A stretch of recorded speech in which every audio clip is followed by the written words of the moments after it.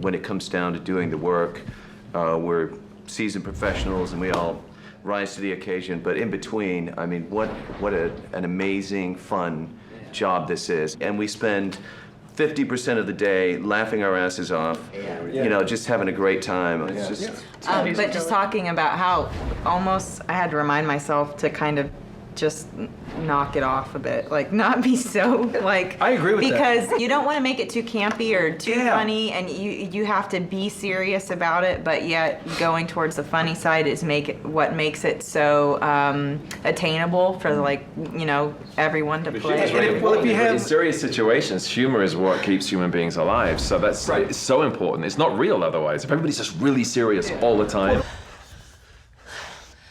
I'm sorry, do you have a plan to go along with that grenade? Yes, I do. For me, the Drake character is so interesting because it wasn't the rugged, you know, the romance novel hero who he falls and you hear, "Ugh, I'm okay," you know, that kind of thing. It was like, ah, damn it, that hurt.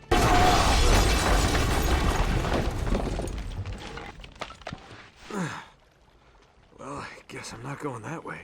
And that's a decision you guys have made from the beginning, which is, what kind of universe is this? Is it a universe where there's real pain? You hit someone, it hurts.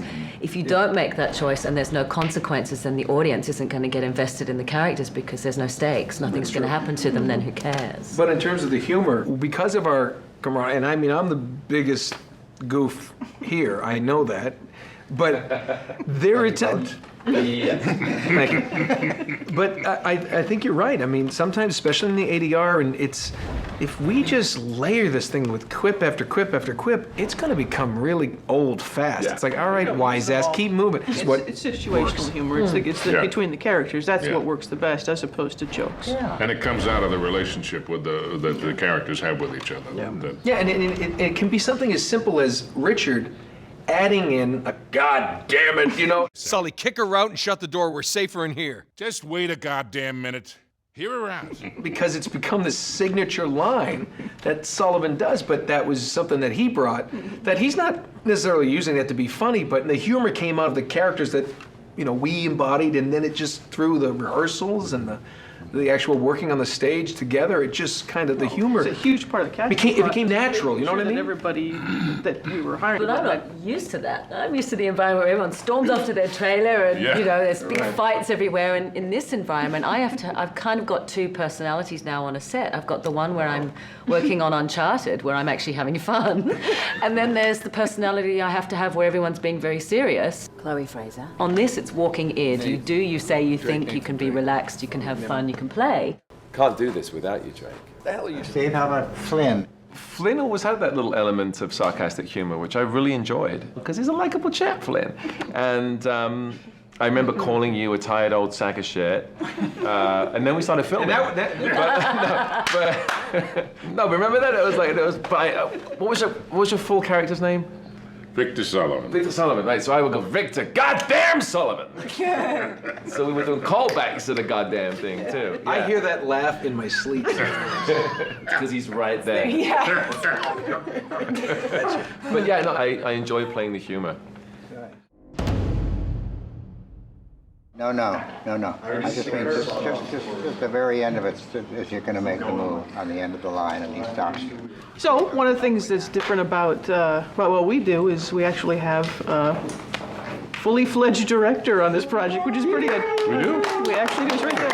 And not just any director. And not just any director. Not half-fledged. Jordan Hunt, the award-winning. That's right, the award-winning Legendary voice director. Of stage and film and television. And he's written a book or two. And a book or two. What's it like to work with me? Let's go around and ask everyone that one question, shall we? But the reason I think that I'm here is because Amy and I have worked together doing ADR for, how many video games did we do? A bunch. A bunch of video games. all the way back to '96. And it was her idea that doing this form now needed a director with ADR experience and a director with camera experience. Cameras, 4 cameras, television, and theater. And I think the biggest of those was theater. And I think it had to do with her desire to do something that had this reality edge, that had this humor edge, that had a basic something to say, and that's how I'm lucky enough to be here. Well, look, and I'm a firm believer that what you want is to gather people around you to interpret what you're doing. If you think that you've got it all buttoned up and that you can write it, direct it, and produce it, and your precious work is then done and dusted, you're not going to do very good work. The whole point is to bring people in that then interpret and revise and change it, and you have to have enough humility to know that it needs it, and enough confidence to know when to draw the line. I mean, that's right. I mean, that's the balancing act. Interesting. And I think that our medium is immature enough in a lot of ways that there's still a lot of people that, just kind of wing it, or they don't bring in people to necessarily then challenge or interpret the work.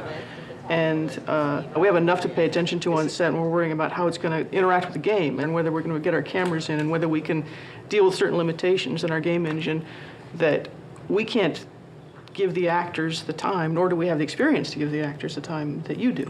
And in my mind, it's also just a gift to the actors to say, here's somebody who's only focused on you and what you need in your performance.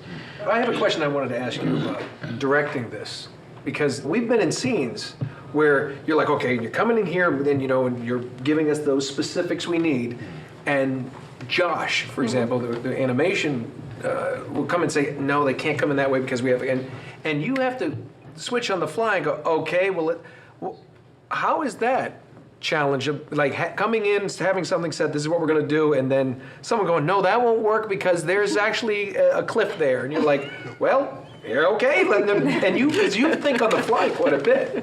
Well, I think that has to do a lot with the many years of 4-camera television, and you've got 15 writers and 5 producers, and everybody's got a new idea, to say nothing of the stars and the thing and the thing. And I think it was Jim Burrows who said to me, always have an answer. And whether it's good or not, have the answer. And then when people are trying to work out your answer, you'll figure out whether it's going to work yourself or not. Yeah. I think what's great about working with Gordon is what we call in the industry an actor's director.